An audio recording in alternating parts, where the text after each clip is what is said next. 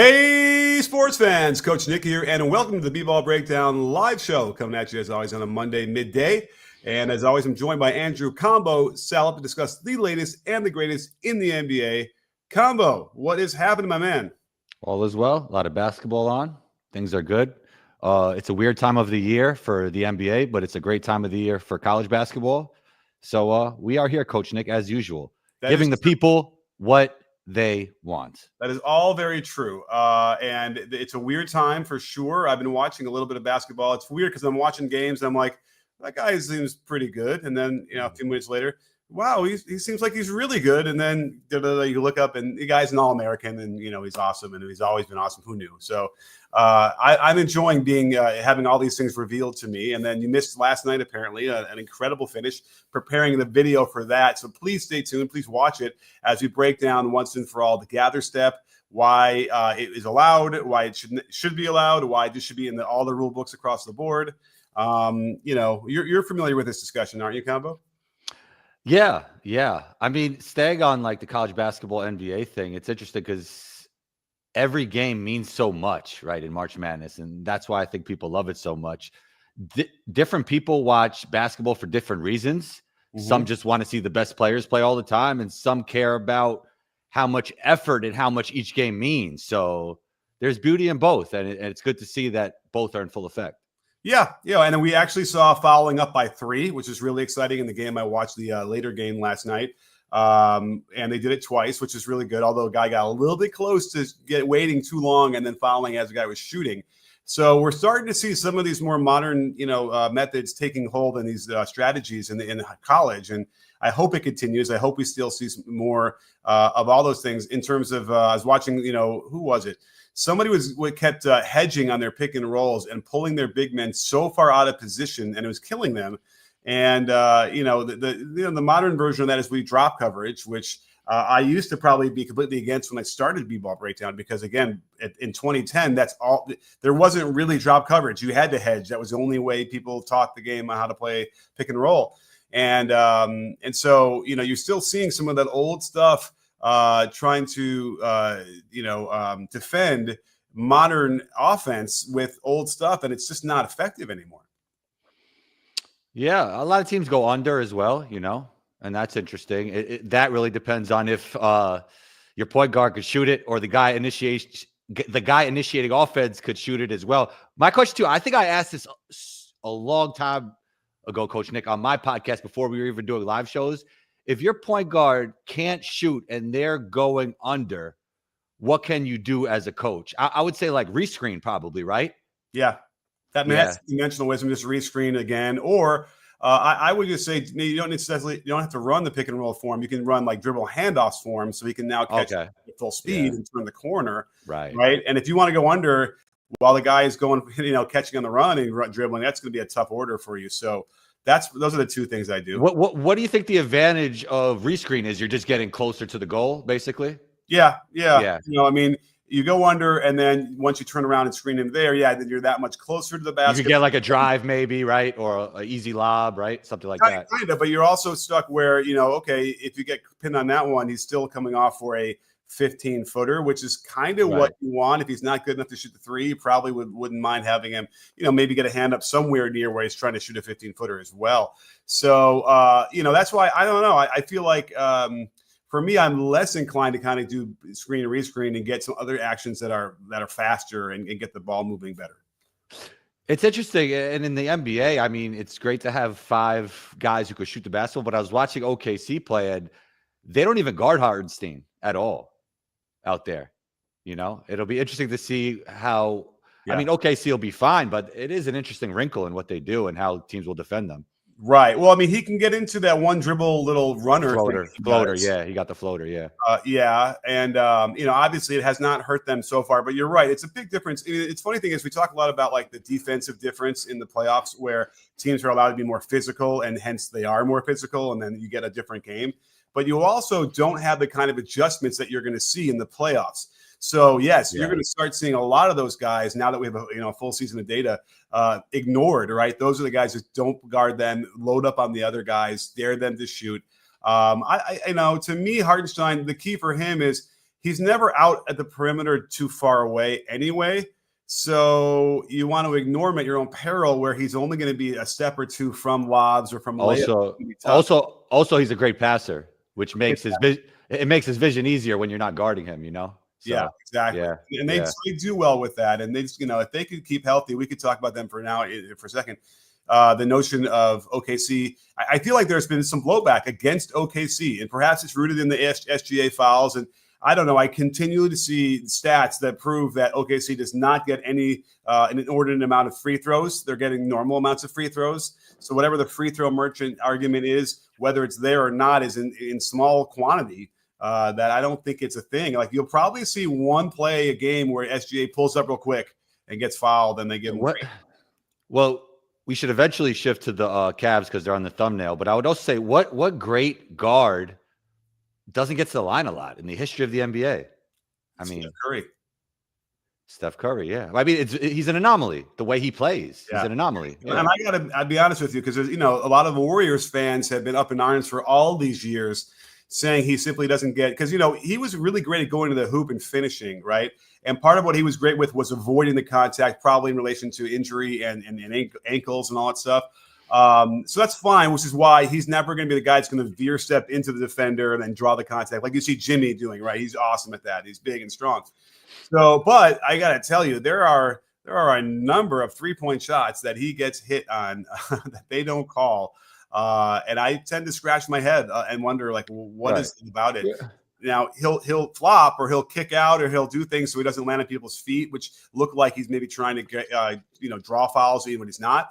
And the referees are probably a little bit suspect of that. So that's another big thing that I don't know if he's gonna. That's not going to change. Here he is. He's year 30, year 15, whatever it is. So, but I will say that he feels like he should be getting a few more free throws per game that he's not getting on some of those 3-point shots. My thing is, like you mentioned, Steph Curry. My point was that almost every guard gets to the line a lot. Every elite scoring guard gets to the line a lot. Probably like 99% of them, right? When you're looking at guards that have a chance to lead the league in scoring or MVP, get MVP consideration. I mean, they're all going to the line a lot. So Michael Jordan, Kobe. I mean, obviously Harden was known for that. Yeah. I mean, you just think about all the great guards that could score the basketball. They were all getting to the line a lot outside of Steph Curry, but he's one of the most unique players in NBA history, even though we're seeing some Steph Curry like clones lately, which we see with every great player, right? They're going to be like mini versions of them. Yeah. But, I mean, he's very unique. But most great scorers and great players get to the line a lot. SGA is just the latest version. Oh, exactly. And by the way, another key for that, especially when you're watching the NCAA tournament, is these teams will go on a run and they'll take control of the game. Let's say, one team had a good lead and then the other team's coming back and they tie it at whatever. You need to be able to have a player that can kind of draw a foul, stop them when momentum. Jimmy's doing this for the Warriors, right? Yeah. I mean, he's turned the Warriors, and if you haven't seen the video, it went viral, but you should see it anyway. From Friday, where I break down how he's using the triangle offense to lead this resurgence. And part of it is that the Golden State Warriors went from last or almost last in both attempts and free throw percentage to almost first, basically first. Like we've never seen a turnaround like that ever in the midseason based on one guy. But it also shows you the small difference between like the last place team in attempts and the first place team. It's probably 4 attempts per game or 5. You know what I mean? So they're all bunched up there, and you get one player that's going to get an extra, 4 or 5 attempts per game. That's going to vault you way up. Doesn't quite explain why they all started shooting them better, but they are. Jimmy's an elite free throw shooter as well. So, and by the way, another rarity there where Jimmy's a really great free throw shooter, but can't shoot threes very well. Well, he goes through stretches where he makes like 40% from 3. Like we've seen that in his career for like pretty substantial stretches. So he's such an interesting player. So by the way, speaking of viral, I had a video that's going kind of viral about who's better, Jimmy Butler or Jason Tatum.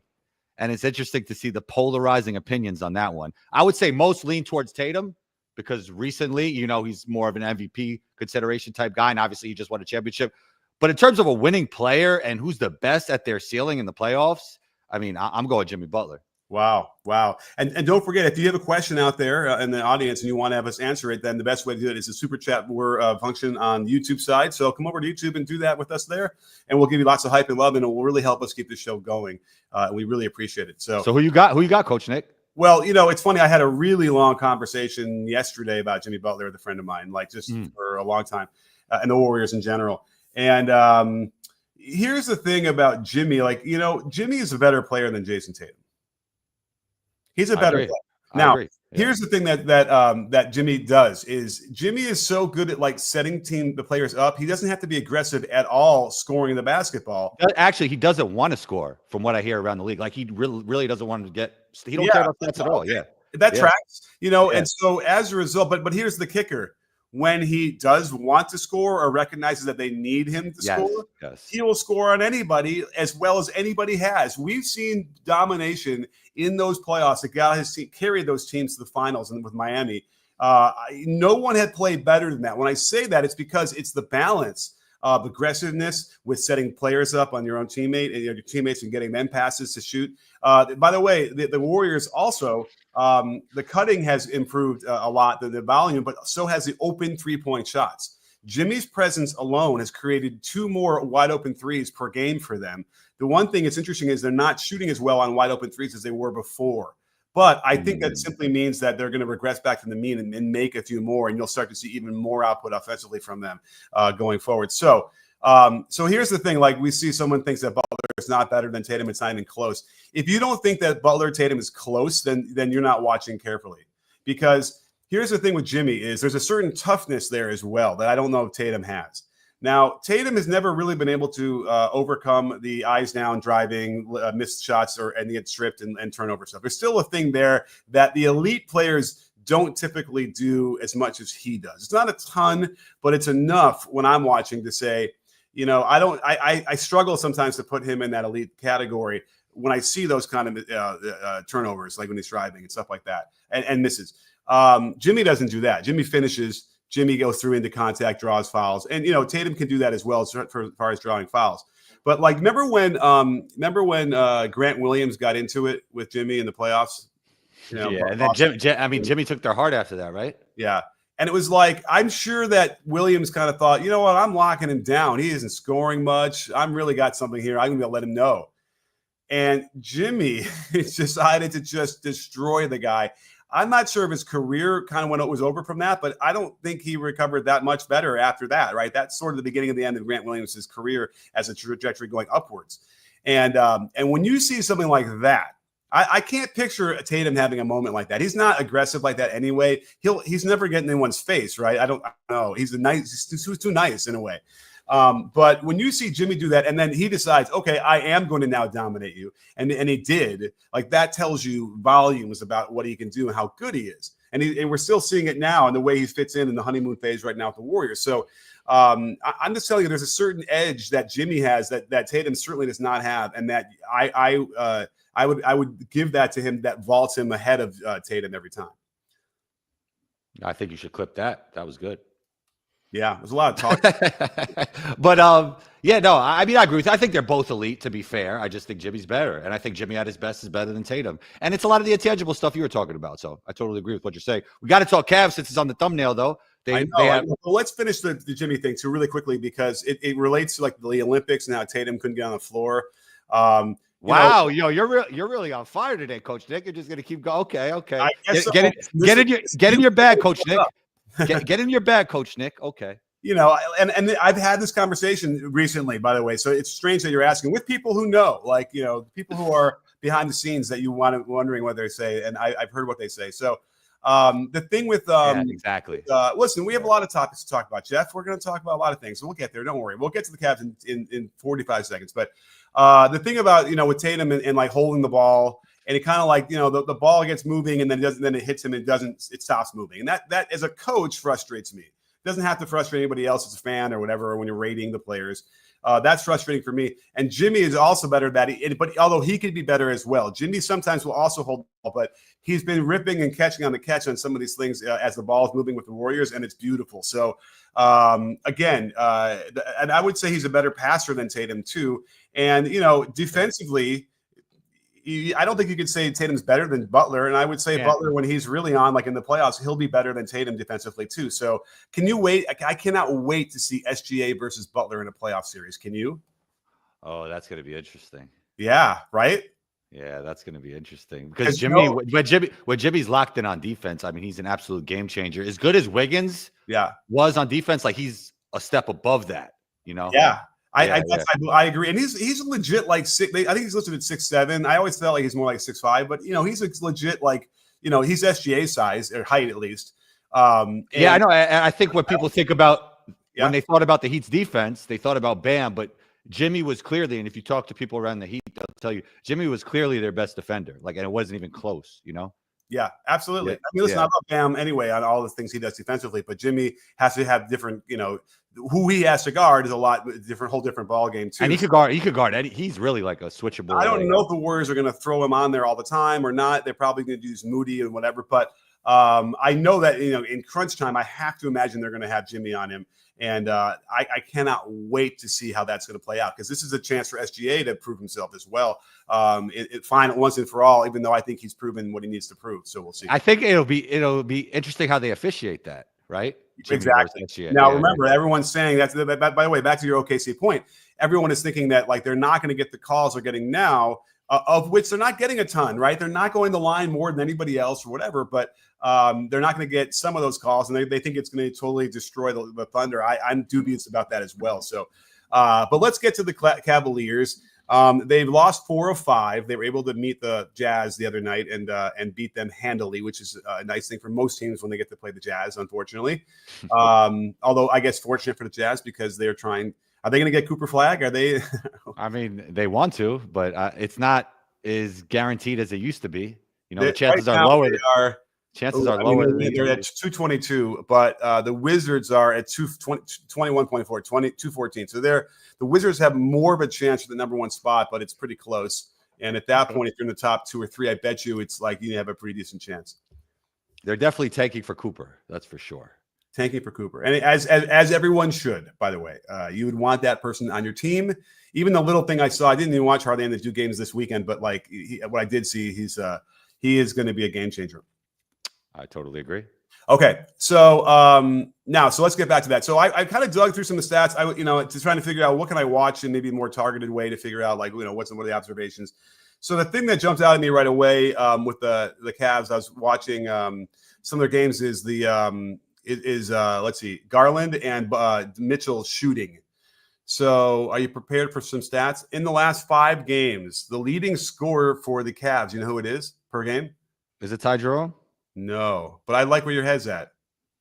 Who you got? Evan Mobley. Oh, that's good. Okay. Yeah. Well, it's nice for him, but the reason that's an interesting subject. Who's their second guy? Mobley or Garland?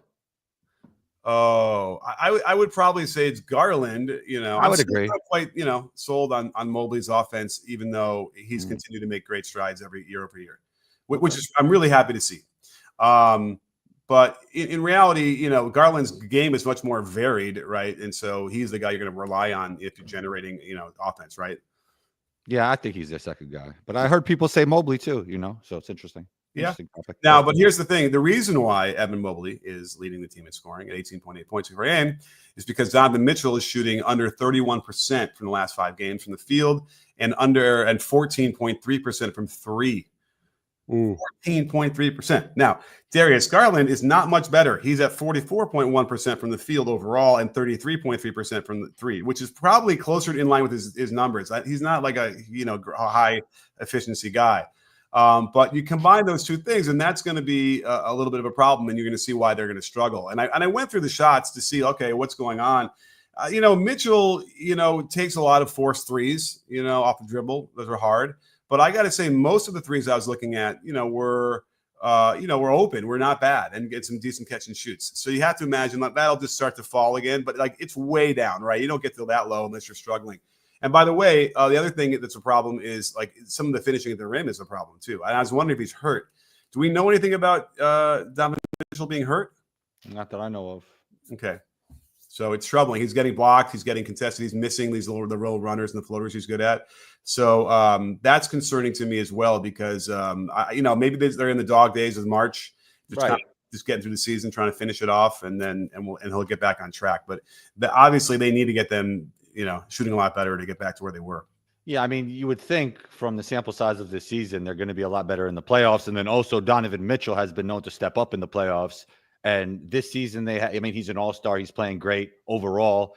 And they got 2 15-game winning streaks in one season. So what Kenny Atkinson has done with them. And what's the thumbnail of this, by the way? What did I use? I used Donovan and Darius sort of what was the text, though? The text was, what was it? Can they figure it out? Figure it out.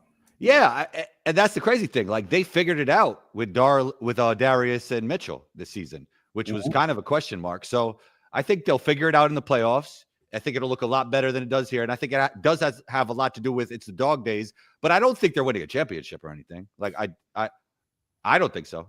I kind of feel like they can beat the Celtics. Here's my thing with the Celtics always. If Porzingis is healthy, nobody's beating the Celtics in the East. You don't think that Jared Allen can kind of, handle that and get his hand up there? I think he spaces it out so far, and what he does makes that team truly unique. No, I don't think. I think he's like really a difference maker and makes them truly unique. He's basically like another legit star when he's healthy in the playoffs. I mean, you could almost just go small, then have DeAndre Hunter in there for Jared Allen and to take away the 3, and then take your chances with him posting up, which again is not a great odds either. But I just, I'm going to have to do a once final and for all Celtics breakdown soon. Right now, what do you think if they had a 7-game series? Like, who do you think would? I don't know. Like, I get my spidey sense tingles way too much when I watch the Celtics in a bad way. I just feel like the offense itself isn't clever enough, and they're just sort of relying on one-on-one, 5-out one-on-one. And you have a team like the Cavaliers who are absolutely fantastic defensively, and they're going to muck it up with zone. So I just worry that like the Celtics are going to end up getting in these droughts where they have trouble scoring.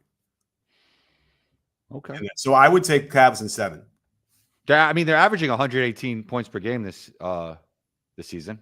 The Celtics? Yeah. Yeah. No, I mean, I hear you, and they're utilizing the 3 better as well as. Look, I'm not the biggest Celtics guy. I just think with Porzingis, they're just unbeatable. Right. Yeah. I hear you, but then the Cavs will have home court advantage, so it's like I don't know. I would think it would go 7. I think it would be an awesome series, and if I tend to pick the home team, although the home team doesn't seem to have as much of an advantage now as they used to in Game 7s. But 3-point variance, right? It's probably a big reason. There's not much other ways to look at that, right? Like hot and getting cold or whatever. I think the West is a lot more fun than the East this year, in my opinion. Yeah, for sure. I mean, the West, because you have the Lakers. We'll get to that in a second. Let's get to our first super chat from Braun, best friend of the breakdown. Braun, always great to see you. Thank you so much for being part of the show. And they ask, it won't matter until the Eastern Conference Finals, but I'm still worried about the Cavs' perimeter defense and how often Allen gets benched during the clutch.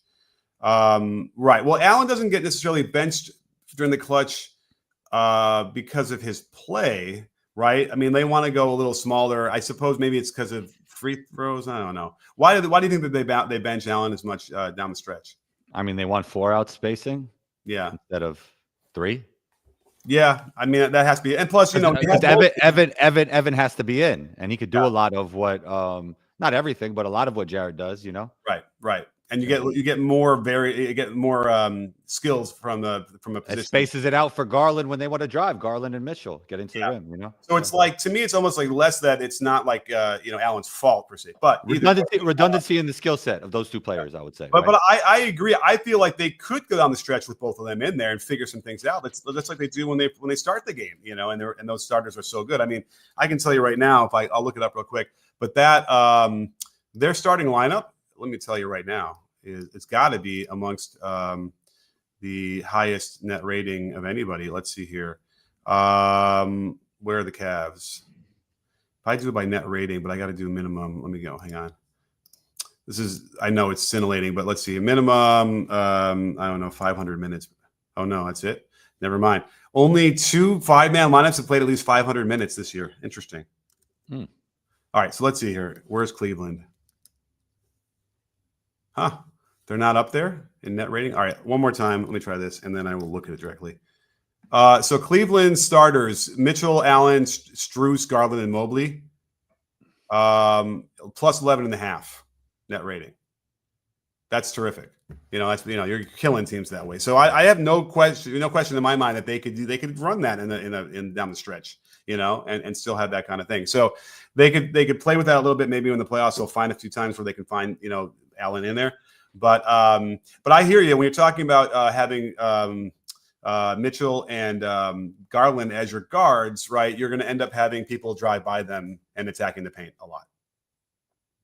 Well, that would make a point to keep both the bigs in, though, right? Right. Yeah. I see what you're saying. Yeah, but no one's going to threaten the Cavs, I don't think, until the conference finals, and so they should be able to get there. And I think the same with Boston. So, we're going to end up getting a great Eastern Conference Finals, and so we'll see. I think it could go either way. I don't think it's a hot take to say the Cavs could beat the Celtics this year, and I don't know. There's something about it, and that's why I need to do a deeper dive in the Celtics to find out what exactly is in my craw about how they play. But it just bothers me a little bit, and I need to put my finger on it. Okay. All right, we got another super chat from Cliffside. Thank you so much from Cliff. What's more valuable, rebound/rim protector or 3 and D? Ooh. Depends on the team, right? You could probably still pick like a more valuable either way. Like and let's pretend we're building a team. I mean, here's the thing: rim protector is really good. It helps erase mistakes, yada yada. But if you really think about it, what's going to lead the league in blocks? Who's going to lead the league in blocks? And how many is that? 3 or 3.5? 3? Yeah, it's Wemby. Whoever it is. Yeah. But I see what you're saying. Like point of attack defense and perimeter defense is probably more important. Rim protector is kind of like this saying that everybody says, but it's probably not as important as having 5 guys that could like move their feet, switch, defend, make reads. Now, if you have a rim protector that also shoots threes, maybe Porzingis is sort of in that realm, right? Even if you want, Brook Lopez. Yeah, Lopez. You can put Horford in that a little bit, right? So it's like that's the real unicorn, right? So you need the rim and 3 guy. Well, Horford is actually 3D and rim protector. He's a guard on the perimeter. Yeah, he's special. Yeah. So that's really what you want. And then in terms of volume, the 3 and D guy is probably going to have more defensive opportunities. Even with the Wemby stuff where he alters shots or whatever, okay, he alters another 4 shots. He blocks 3 of them. So you're talking about 7, 8 out of 90 or out of 70, 80 shots, whatever it is per game. It ends up being a smaller number than probably a guy who's involved in a lot of the perimeter stuff and having to get around screens and that stuff. So you probably would want to find, the 3 and D guy first, especially with the importance on. I agree. If you make me answer that question, that's my answer. So I hope that took care of you, Cliffside. Thanks so much. And we got Homer with a bunch of numbers after it. I hope that's not his home phone number. Homer, Coach, after the Elite 8 round of March Madness, I'll go back and watch all your early season videos. Well, thank you. I appreciate it. I wish we had a question. I'd answer that too. But everybody should go watch my videos again. That'd be nice to get a couple more views. But I'm going to squeeze out this video. As far as I can tell, it won't be yanked. I think we'll be okay, at least for the first round or the second round for this game against Colorado State, Maryland game. Where's your Cade video? Because we've had a lot of discrepancy about Cade Cunningham on stats. My thing is, Coach Nick, I mean, he was the best player in college basketball, was the #1 pick. This year, he's been great every year, by the way. His team hasn't been great. This year, he turned around an all-time terrible team to be a playoff team. He's averaging 25, 6, and 9 as a 23-year-old. But you don't like his game. I don't understand it. Like, what don't you like about his game? Guy does everything. Complete basketball player. Yeah, I mean, I think if he wasn't considered, and maybe if you weren't telling me, oh, he should be in the MVP race and he should be the top whatever, then I wouldn't maybe look at him through the lens of a top. Okay. I like where you're setting the bar. Okay, I don't think I can put him in the top 20 combo. Oh no, he's top 20. Like 25. And also think about it, he's 23 years old. Yeah, but 23 is 23, and he's been in the league for 4 years. So here's one thing. Here's the stat that really made me frustrated because I'm watching the footage, right? And I will be the first to admit that I don't watch a ton of the Pistons games. So I'm not going to cut you off anymore. But you have been seeing the results of this season and him in general, right? Well, let's get to that. But I had hang on for 1 second. Who did I have? I want to get his last. So I had Kahil on the show, who covers the Pistons. You've seen him on Twitter, you know. Yeah. And we talked a lot about it. And then and he was very positive on Cade, and I was excited to do the video. And then I did the deep dive into the footage. And like I'll just say this: as of a few days ago, there were 37 players that had averaged at least 5 attempts per game at the rim. And you want to know where he ranks in field goal percentage at the rim of those 37 players? But Coach Nick. 37th. But Coach Nick. What? Look at the results of what he's doing. I mean, we could all look at one stat of one player and say it's not good, but look what he's doing. He's an all-star. He's averaging 25, 7, and 7. He turned around a team that was terrible, and they're in the playoffs this year. His supporting cast is not even that good. His second best player is not there. Like, don't you have to look at the results of what the guy is doing and how well he's playing? Part of me starts to feel like maybe because they improved the players around him, it's the reason why they have more wins. But look at the team is not that good around him. Like he has, I mean, no offense, like Beasley and Tim Hardaway. I mean, like I like them, but they shouldn't be like second or third best players. Ivy hasn't been there. Tobias, man. Yeah, he's not. I mean, yeah, he's not a second guy. Now, he's not good at the rim. And I disagree from eye test, but I you could say it for the really? I see him finish. Yeah, indicated it to me, and then I went and checked, and I was like, oh, this is really bad. And that it's frustratingly bad. Like he misses shots and gets shots blocked that like you can't. I mean, remember, like if you're one of the best players in the league, it's because of you are dominant. You can finishing the rim is the least of your worries, right? That's where I start.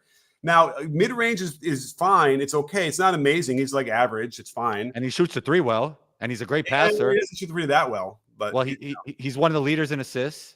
Now the assists are interesting too because his vision isn't the kind like it's not like Luka or whatever. Oh yeah, I from like the elbow to the wing and gets the three. And Beasley is going off, and a lot of them is from that getting open because he's got some of that gravity, which is nice. But I'm just saying he doesn't really fit into that list of the top 10, 15 players in the league. He's not good enough yet. Now he might get there, but at some point next year. I mean, when do you think he's going to crest? When is his peak going to be in terms? I mean, he's playing like an all-star and in my opinion, not in your opinion, an all NBA level player already at a very young age, and he's been good every year. Just the team was terrible last year, but he showed he could be the leader of a playoff team with a team that shouldn't be in the playoffs. If you look at their roster, Yeah, I guess. I mean, there's also interesting reasons about being in the East as well that are helping them. And also his assists might be even higher if he had let's say he was playing with Cat, or like some dominant big. Oh yeah, I mean, listen, I'm telling you, I'm watching Durant who struggles to catch the ball, and it's like that's what I'm saying. So, and I'm excited for the Detroit Pistons to find some success, and but I'm just saying you got to be better than what I'm seeing here to be in that conversation. Now, if he can get there, awesome. That's the biggest question. And at some point, he doesn't get there if he's 25 and still doing this, or 26 and still doing this. That's going to be the real litmus test here. So let's find out what he does in the playoffs. I mean, what I'm also saying is I don't know if he's going to be a guy who they're going to be able to put the team on his back in the playoffs this year and what they need. He is putting the team on his back. And what player doesn't get better after 23? Like they all get better. All the greats. And he's an all-star already. I do that. Players could get better, but after 4 or 5 years in the league, he's gotten better. Like he's an all-star this year. Yeah, but this is it. This is his 4th year in the league. Like this is, is there going to how much more better is he going to get? You could say that about any 23-year-old, though. Okay. So I'm just saying. I mean, okay. The question to that is, we'll see. Right. But we have to say from what he's doing this season. The raw stat line, the wins, the team he has around him. He's an all-star this year. He's good now. Like he's good. He's good, but he's not. I can't put him in the top. I mean, I guess I can probably. I have to look at the exact list, but you can put him in the. I probably can get him in the top 20, but like late, 18, 19. I think. I mean, there's not. Well, how about this? There's not 18 guys having a better basketball season than him this year. No way. And by the way, I think what I'm saying in the crucible of like championship and playoffs, this is going to be the real key. What is he going to do in the playoffs? And I guess what I'm saying is I don't think we're going to see the same kind of numbers that he's doing right now in the playoffs. Well, that's right now they're 6th in the East and a very weak East. So if they stay there, they'll end up playing the Knicks in the first round. And let's see. I mean, they're not going to beat the Knicks if they're healthy, right? That'll be quite the feat if they do. Yeah. And again, that would be your indication, right? Like we saw. They got. I mean, look what Brunson has around him. Like he has Cat, he has Mikal, he has OG, he has Mitch, who's defensive. Are you trying to say that he blows these layups because he's got Durant on his team? I wasn't talking about the layups. Oh, I was talking about his supporting cast, and he's up there with the Knicks. Look at Brunson's supporting cast. He got like right. he Well, got all these great players. I'm talking about the skills and where they are and how good they But are. how about just making your team better? How about just making your team better? Like he made them better. They're a playoff team, and he has no supporting cast. Right. Yeah, we'll see. I just don't, and as a result of this video I want to do, I don't want to do like a negative, crap on someone video. Well, you could just add all the things I gave you. I could be your ghostwriter. Right. It could be like, well, here's the thing. This is the scouting report that they're going to do on him, and here's what he needs to improve on. And it could be like that, whatever. But there's a lot to improve on, and as a result, that sheer number of things to improve on. The turnovers too. If I'm, now I got to rack my brain for the turnovers in my head, but I believe the turnovers were also something as well that you don't see like the top players make. And so, I'm just a little bit concerned. I'm concerned that he's not there. But you're optimistic about his trajectory thus far in the NBA, right? Yeah, I mean, listen, that is all there, but this trajectory is going to be interesting as you get into the end of your fourth year and into your fifth. There better be some for next year too, that where he continues to show me that he's going to finish better. Like for instance, that's a big one. Then he shoots better. Maybe I just think like if you give him like a legit second and third star, I mean, I think he's there, and he's 23. To me personally, he just doesn't have the team around him yet. That was my point last year. Hey, when they were terrible, I was debating somebody that this guy's great right now. Just the team isn't good. They made the team a little bit better. Look where they are, and he's an all-star. All right. I mean, look where they are. Where are they? They're in the playoffs in the East, and he's 23 years old leading this team. He's averaging 27, 6, and whatever, 9. I think isn't it 25? 25, 6, and 9. Yeah. Yeah, it's good. He's good, but he's just not in that top, 15. He's not Luka and LeBron. I'll give you that for sure. Okay. Well, he's 26 points. You want him to be in the MVP conversation. It's like, I think he's having one team. He's valuable, but he's not good enough to be in that conversation. He simply is not. Sorry to tell you. But that's fine. Well, no, also we can say that about any player not named SGA and Jokic. So I agree with you, but I think he's all NBA. How many teams are there in all NBA? Three? Yeah. You got to look at the season he's having. Okay. Like Jimmy can't level like guys like Jimmy can't be in there, right? He's you know what I mean? Why? Because he hasn't played enough, or what? Yeah, exactly. Yeah. So the season that he's having, availability matters. Yeah, but Jimmy's going to end up playing. I mean, he's played all the games so far. The Warriors, and so you think some. You think Jimmy should be all NBA? It's an interesting conversation, and I want to see him do better. But right now he's just not ready to be that guy. And no one's cheering for him more than me to see him get there. But he's simply, as of now, he's got the ball in his hands. He's got a lot of usage, and he's scoring points that way and getting assists that way too. I mean, that's a big part of what I'm seeing here. And it's not as profound as the guys who are in the MVP conversation, certainly in the top 10, 12, 15 guys. I mean, you agree he's a very good all-star player at the age of 23. And he's doing more with less than a lot of players. Like his team is not good, and they're going to be solid in the playoffs. Like they're not even like in the play. They're not even in the play. Like if the play-ins would have been a success this year, you know that. Tobias Harris has been on winners. Malik Beasley is a good player. It's not like you can't say it's like Utah, or yeah. I mean Utah. Nobody's winning with Utah. So it's not like that. I mean, you're trying to make it seem like he's playing with absolutely nobody. But he's in the range close to the Knicks, and look who the Knicks have. That's my thing. Like. I mean, the Knicks have Cat, Mikal, OG around Jalen Brunson. Cade having a much better season until Brunson got hurt. So it's like, anyway, and as they should with better players, obviously. But I think if you give Cade those players, it's scary. That's what I think. Yeah, I mean, I don't know. Do you think Cade all of a sudden gets much more vision and is able to throw better passes because he's got better players? I think. He's averaging 9 assists.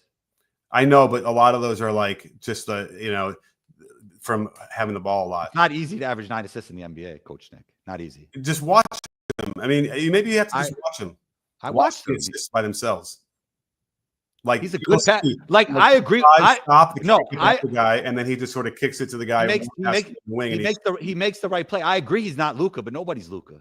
Like, but he's a good passer. He's not in that realm either of like amazing vision where he's throwing great skip passes that are accurate on time, on target, all those things. Yeah, Yeah, He's in this. He's right. He's in this whatever category that is not top 15. That's what I'm trying to tell you. And so, and which is interesting because it doesn't get him into the All NBA in theory. And the All-Star stuff, he got it this year, but we'll see. But listen, I like his game. I like how he plays. And you don't seem to like it. I don't know. I'm just frustrated. I'm frustrated that he's not better now. I think he should be much better now than he is at this point of his career. I guess maybe that's the point I'm trying to make. Okay. Listen, if you watch him finishing at the rim, you'll pull your hair out. I can't believe what I see sometimes. And but Coach Nick, if you isolate certain plays, I mean, anybody could look bad. Even nobody would miss. He's first in the league, 37th at the rim. Nobody. But you have to look at the results of what he's doing, then isolating one at the rim stat. Are we talking about how good he is as a player and his skill level? Yes. So why wouldn't you finishing at the rim? Coach Nick, you cannot average 25, 6 and 9 in the best league in the world if you're not skillful. I'm not saying he's not skillful. You're saying he's a terrible finisher. I mean, whatever adjective you want to use. Can you put up those numbers on a playoff team in the NBA? You're by far the best player on the team. Can you do that without being a skillful basketball player? Best league in the world. I suppose sometimes you need perspective, Coach Nick. This is not easy what he's doing. Like he's special player. Special player.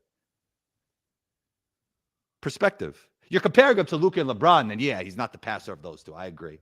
Right? I mean, yeah. And then you want to get to special. I don't know if I can get to the word special. I think what he's doing at his age in the NBA is special. All right. I don't know. I went through 500 possessions and I'm frustrated. But did you look at the stats? I'm frustrated. It means, I'm seeing stuff that I shouldn't see and shouldn't be doing. But hey, we'll see. I guess I'll try. Maybe I can try and do the video just to finally flesh this out once and for all and get that interview out that I did. So I think we shared all our thoughts, so we could segue now. Yeah. All right. So anyway, the Artest Effects podcast. Thank you so much, guys. I really appreciate it. They ask, shout out to the combo. Quick question. Why isn't Dyson Daniels DPOY isn't loud in the media circles? Yeah, I guess I'm not doing my job, but forgive me because he should. He's a one-man wrecking crew, speaking of defenders. And shouts to Daniel. We played in college together. Shouts to my brother. Daniel Artest. Yep.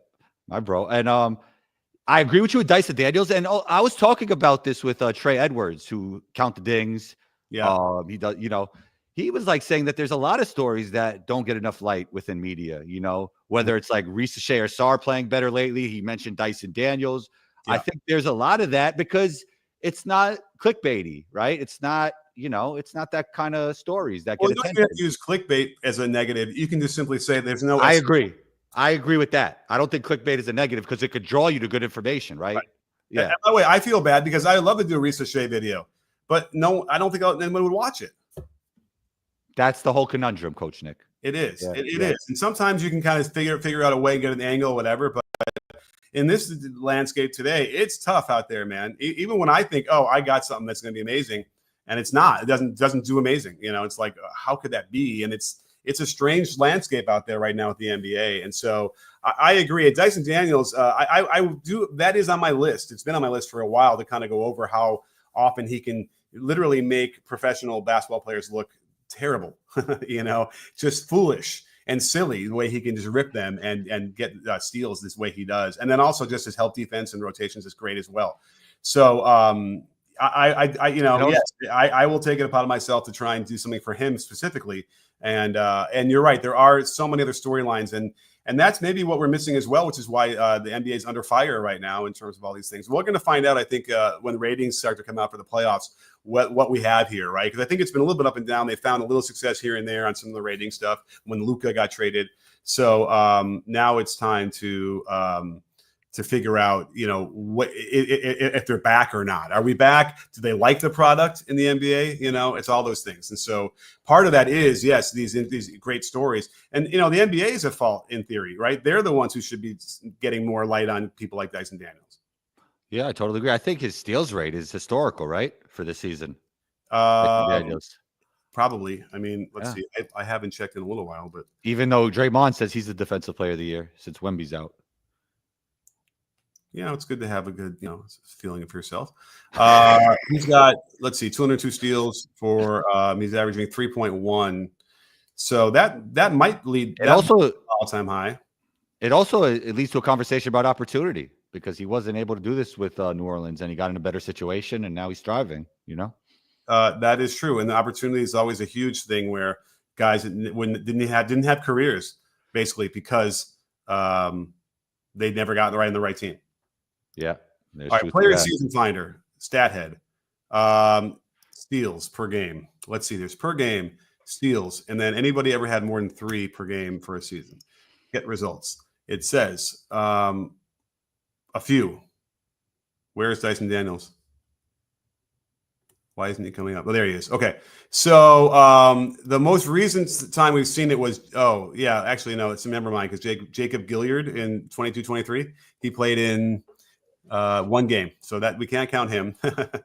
So the most recent time we've seen someone get at least 3 steals per game is Nate McMillan in 93-94. When he played 73 games. So there's been about 16 guys who've done it, but it's been 93, 94. It's been that's 20 years since do you think the NBA, which just as a league just went away from pressing full court, should get back to it? And they do it's been more of that lately, but do you think we need to even see more of it in the playoffs? Absolutely. They should be doing a light press that makes them take 7 seconds off the clock and get closer to that 8-second violation. Without question, they should do that. I don't know why. I really don't know why they don't do it. But you'll probably see a little bit more of that in the playoffs. You know what it reminds me of overseas when there used to be like 2 bigs. They agree if I don't go for the rebound, you don't go for it. Yeah, right. Well, on a free throw? Yeah. It's like, okay, we both won't go for it. And right. It's kind of like that. It's kind of like that. Like I won't spend any energy. We'll just start when you get to half court. We both will. It's the same kind of thing. Yeah, I mean, listen. I also think that coaches are like, get back, do not give up open threes, and do not give up, transition layups. So that's part of it. But you can still do that while having a couple guys, in the backcourt and putting the pressure and making them take some time off. So someone needs to come figure that out and get back to doing that and using it in spot moments because I think it could help. But it's a big court, and you get worried about guys who can fire the pass, at 60 feet on a dime, with like a rocket. That's tough when you got guys who can do that and who are 6'10" who can do that. So I get it, but I think there should be moments where you can find some stuff out of that. Klitsai, thank you so much again for the super chat. Another one. What are the boxes that need to be checked in order to be considered a championship caliber team? How many teams currently fit that criteria? So generally, the easiest one would be top 10 in both defensive and offensive rating. Now, if we talked about that, and then how about having a top 5 player? Important. A top 5 player, probably. Yeah, I could see that. Yeah. I listen, as a coach, I would love to believe that you don't need to have one and you have play like a team and you can still win. You can do it. When's that? I think the last time a team didn't have the top 5 player was probably the Pistons, right? With Chauncey and them. Yeah, I mean, I guess the Raptors had Kawhi, who was the top 5 at that point. Oh, yeah. Kawhi was like the best 2-way player in the NBA. Yeah. It's 2019. It's not to remember that far. Yeah. So, it's been a long time. Unless you want to say Tatum's not. All right. So here are the top 10 teams in offensive rating on the offensive side. Cleveland, Boston, Denver, Oklahoma City, New York, Memphis, Sacramento, Phoenix, and Minnesota and Indiana. Okay, those are the top 10 on offense. Now, defense, can you cross it with your head and cross-reference to know which ones are on the both? Oklahoma City, Orlando, Clippers, Rockets, Celtics, Timberwolves, Warriors, Cavaliers, and Bucks. So I know the Thunder, we heard them twice. We heard the Celtics twice. Anybody else? Cleveland. Did we hear the Knicks once? No. The Knicks are 14th in defense, and they are 5th in offense. So okay. The top 10 in both. Okay. But the Celtics, the Cavs, the Celtics, and the Thunder, I believe, are the 3 big ticket items. Now, the Warriors, believe it or not, they've vaulted themselves into the top 10 in defense. And amazingly, they haven't been better on offense, but they're 17th now. And I know before Jimmy got there, they were like 23rd or something. So they're moving up pretty quickly on offensive rating. And actually, I think I parsed this out. Let me do it real quick, and I'll tell you. Since Jimmy got there, because I remember that date, the 8th, I believe, till today. If you do it from then, the Warriors are 9th, so they would then merit top 10 title as well. The Lakers are not in there yet either, although I would say that they should be. The Lakers are, since the trade deadline, since basically Luka got there, they're only 19th in offensive rating. That's crazy to me. In the last 21 games they played. And defensively, the Lakers are 11th. So they haven't quite figured that out yet, even though it feels right. The vibes are that they could be a championship contender. The numbers are not saying that. So, anyhow. I guess when you have 2 top 5 players, that could change things. What's that? When you have 2 top 5 players, maybe you don't have to be top 10 in both. Maybe, yeah. We never had it, right? This is the time. I mean, have we? I guess the Heatles, but no, the Heatles didn't have a top 10. Like Wade was kind of broken down a little bit for that, most of that, right? Bosch was up there, so yeah, maybe. Alan, thank you so much, Alan Tran. Great to see you out there. Always great to have you as a best friend of the breakdown.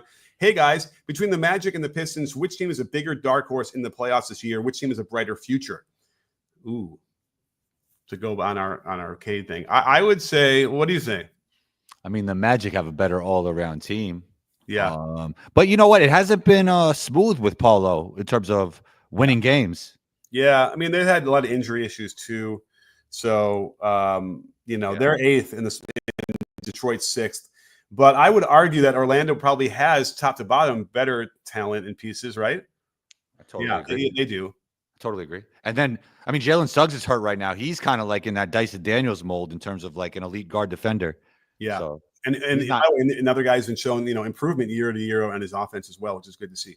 Yep. So I would probably say the Magic are in better position, but if they can't figure out the injury stuff and keep those guys healthy for longer stretches, then I don't know what they're going to do about it. But I like Banchero. I think I like Banchero better than you do. I think you do. Yeah. Yeah. I mean, I was debating people who was going to be better, like Chet and Paulo. I always thought Chet would be better, but I think it's pretty close. Right. I mean, like Banchero was in that Cade Cunningham mold. He doesn't pass. He doesn't pass like Cade, and he's more of like an ISO scorer. I guess. I mean, I guess he does. I feel like I had seen from like last year better passing from him and whatever. But maybe I'm not saying he's a bad passer. I'm just saying he's not Cade. Yeah, he's not averaging. He's not averaging 9 assists. But that doesn't necessarily indicate like great pass. I'm telling you, like vision and whatever, the kind of things we're talking about when you're talking about intangibles of passing. But we shall see. And obviously. Like if Cade gets even better players around him, then I suspect his assists might go down because his usage will go down, which is fine. But like I think there's a correlation to usage and assists for him. I think Cade got the keys for that team. You're right. He's not going to give them up, huh? All right. So the bigger dark horse in the playoffs, I think, would be the Magic for this year. Yeah, I agree with you. Yeah, and then I think they have the brighter future, but we have to see in terms. We have to see off-season moves, right? Is there? Off-season moves. I wonder who the Pistons are going to try and bring in. That'll be interesting. Yeah. I mean, I would probably upgrade Tim Hardaway Jr. if I could. They need something better. But that by the way, that could be Ivy just by plugging him back in. They played better when Ivy went down, but I don't know if it's necessarily related to Ivy per se. But Ivy probably it fits better than THJ. So that's something that they don't have to even make a for. Yeah, doesn't space it as well though. As Tim. Is that right? So you're thinking that Tim Hardaway Jr. has a higher 3-point percentage than Ivy does? More gravity.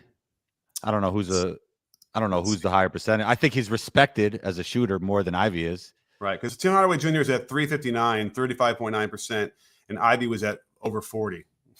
Yeah, I mean, I just think like when we're looking at scouting reports, I don't think Ivy gives you a lot of spacing. But if Ivy continued to do that, then he would. Yeah, eventually. Yeah. Let's see. I mean, I'm just I feel like he. Davion Mitchell's averaging like over 40% over like a pretty long stretch with the Heat, and he still doesn't get gravity. Yeah, and I'm still shocked by that because I felt like Davion Mitchell coming out of college had every skill he needed on offense. Third team. 13 what?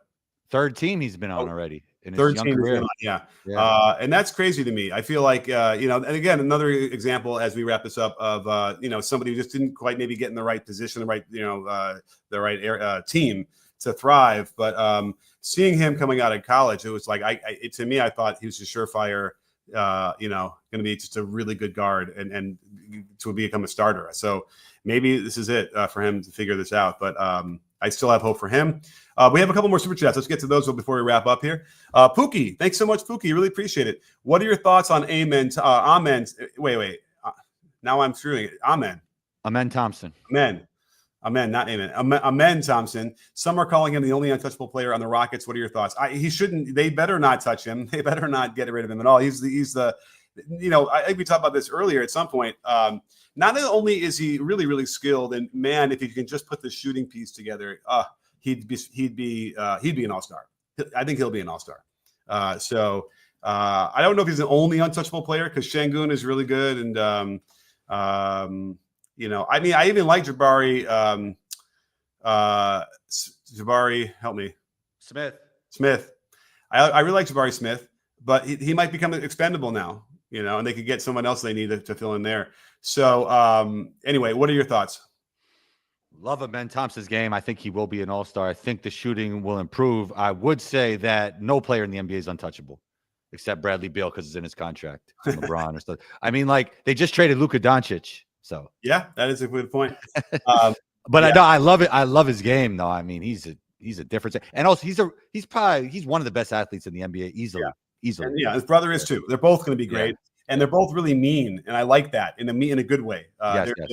I'm sure they're nice off the court, but they're mean on the court. Yes. And they're going to go right through you if you're in their way. And I like that kind. You need that kind of player on your team. So all of that is really terrific stuff.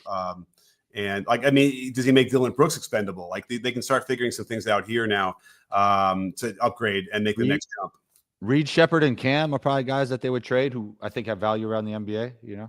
Well, you and I have talked about Reed Shepherd too, but that'll be like a whole other Cade thing again. Yeah, right. Homer's back. Thanks so much, Homer. Are the Rockets good enough to stay a top 3 seed? It's funny because the Lakers, going into next year with a full offseason to have Luka and LeBron and maybe some more pieces, they figure something else out. Maybe the Warriors kind of reload as well. So it can be tough. The Rockets are just in a tough conference. I don't know. It's hard for me describing it that way. And then OKC will be there. I don't know if they're going to make the top 3 seed again next year. Right? Maybe KD will come to Houston. Yeah. That was one of our things we were going to talk about, but we didn't. Maybe next time. Yeah. All right, next time we'll talk about where KD should go. But yeah, I mean, the Rockets would probably need to do what we mentioned, a couple of those things where they upgrade the roster significantly, and then they can do it. But as it is now, no. You were saying Amen's kind of untouchable. You wouldn't trade Amen for KD straight up? Ooh, God darn it. Probably. I don't know, man. I would do it in a second. How many years does KD have left? He was cooking. Who did he cook the other day? Oh, the Cavs, right? Also, and then wasn't he talking to SGA saying you're not going to get that in the playoffs? Rockets, which he will, and that wasn't good trash talking. I don't think. Yeah, that wasn't good by KD. Right. Listen, he's the bucket still. But if you could give 1-for-1 with no draft capital, I'm taking KD for any player on the Rockets. Yeah, I guess so. You do, and you'll be happy with it. But then at some point, 8 years down the line, you're going to be looking like, man, I wish we still had him in. Right, but you didn't give up any draft capital. You still have all the other players. I mean, if it's straight up, yeah, but obviously that would never. That won't happen. Yeah. Yeah, but okay, that's an interesting thought experiment. And sometimes when you get to that, that when you're 37, and you're like, I don't know. I don't know if you do it or not. Not even that I'm worried that he'd get hurt. I just feel like, at some point, let's see, is he 37? What did I say? He's 36. He'll be 37 next year. But the dude's averaging 26.6, and 4.4 assists, 6-point run rebounds. He's shooting. Cade's doing better. Cade's doing better than that at 23. Cade is not doing better than that at 23. He's 26, 6 and 9. 25, 6 and 9. Yeah, but KD is shooting 53% from the field and 42% from 3 on high volume. Come on. That's a much more profound effect. Raw stats. Cade Yeah. is doing Now, that better. said, look at the records. Phoenix, the record stinks Right. with all that. So, all right, we got one more super chat. Let's get to it. Thank you, Pookie, so much. Don't apologize, Pookie. We really appreciate this. It helps us going. Although I got to get over to my darn other pod. I'm not even prepared for that. I'm sorry, Coach. Last super chat, but how did no one see how good the Rockets would be prior to the season? How did they sneak up on everyone? I feel like we were high on them, weren't we? I mean, we've been talking about Şengün and how good he is for a long time. What else is going with them? And they had Fred VanVleet again. Like, those guys are still in and out of the lineup. But you're right. I think part of this was some of the teams ahead of them we didn't think were going to be, or below them were going to be struggling as much, right? So that they kind of snuck in there. Memphis is the other team, right? Who no one would have thought would be fifth, and winning 61% of their games. I don't think anybody's scared of them in the playoffs, though. Like a lot of those other teams, yeah. Right. So Dallas, no one would have planned that Dallas would have been anywhere near where they are now, that they did the whole Luka thing, right? So that was part of it that put Houston up a notch. Other than that, Denver, we probably thought Denver would be a little bit better than they have been, even though they've been fine this year, right? Yeah. They just won. DeAndre Jordan had a huge game. Okay. Because they won without Jamal and Jokic last night. Yeah, well, they did it again. They beat the Warriors too without him, and so suddenly, they're having a bit of a resurgence. So I think that's just interesting stuff there that kind of, the Rockets have snuck in there for that and took advantage. Now, again, they don't have to relinquish it, but they're going to have to do some roster upgrades, at least one good one. And I would think that either Dylan Brooks would probably be the guy that they could maybe get something from. Or Jabari Smith has a lot of value too. But I'm always thinking they can figure out how to play them all together. But I don't know. It's tough. They're getting that in that glut of forward. So, All right. Well, I think it's time. Great show, Combo. Fantastic show. The great Cade. We could call it the Great Cade Debate. Yeah, the Great Cade Debate. Exactly. And so chop that up, and we'll share it on social and see what everyone says. But can you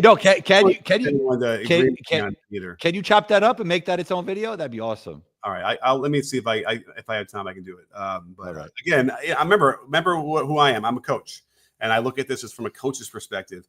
And so efficiency is a big one of those things, and consistency of shooting is a big one. So, but don't forget, when you're if you want to put him in the lead category, he's going to have to finish much better at the rim than he does now. There you go. I just look at the results of the season. That's all I got to say. All right. Well, thank you, Combo. Thank you, everybody out there. Awesome. Same for the super chats. Really appreciate that. We'll be back again next Monday to continue this conversation. And don't forget, at B-Ball Breakdown, we're not a channel. We are a conversation. You in? Are you in, Combo? Yes, sir.